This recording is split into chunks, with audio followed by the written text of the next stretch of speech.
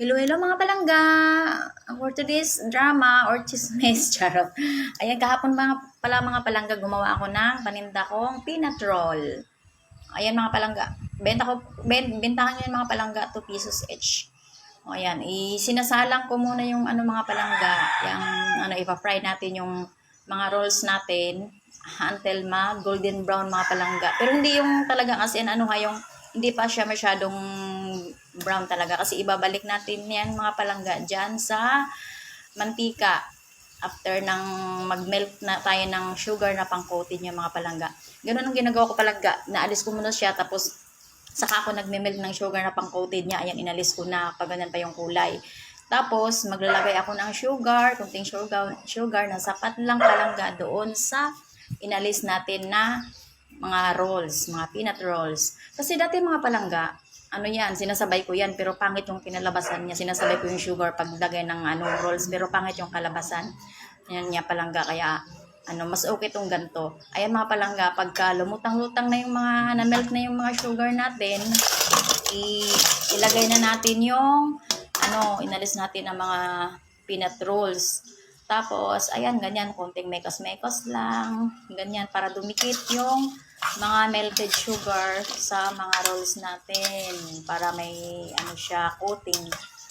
Tapos mga palangga, dati kasi mga palangga, ang ginagawa ko dyan is sinasabay ko siya pagsalang ko ng mga rolls, mga peanut rolls, sinasabay ko rin yung sugar. Kaso mga palangga, ang tagal matunaw ng sugar na sobrang na-overcook na yung mga peanut rolls, na-overcook na, tapos hindi pa siya melted yung sugar, buo-buo pa.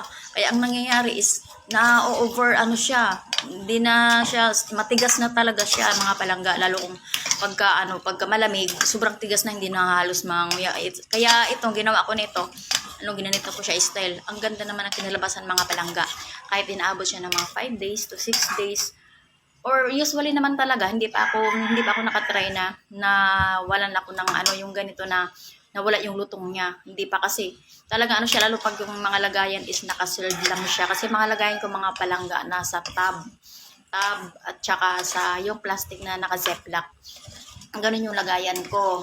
Before ko siya dinideliver sa mga tindahan or kahit nandito lang sa bahay, hindi siya nawawala yung lutong mga palangga. Basta safe lang siya, hindi siya nahahanginan. Ayan mga palangga. Mekos lang natin. Hinihintay ko lang yan na mag-red na yung didikit na yung melted sugar sa aking mga rolls, peanut rolls. Tapos yan, kasi hinatid ko lang yan mga palangga sa mga tindahan dito sa amin. Minsan mga palangga, gumawa ako niya ng 1 kilo. Ang laki ng naging nakagawa ako ng 700 piraso na mga rolls. Ngayon 1/4 ng ginawa ko mga langga kasi marami akong ginagawa. 1/4 lang ang ginawa ko ngayon. Tapos ayan, malapit na siya. Mapula na siya mga langga, dumikit na siya.